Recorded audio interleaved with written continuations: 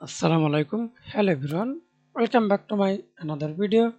In this video, how to scale text in Photoshop for many ways. Now we can see this text. Hold Ctrl T or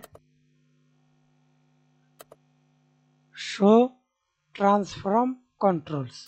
Okay. Then right click mouse. Hold Ctrl T. Then right click mouse. Scale. Now see this or rotate text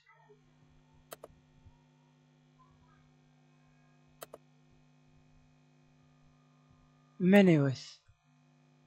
Another way to click the icon warp.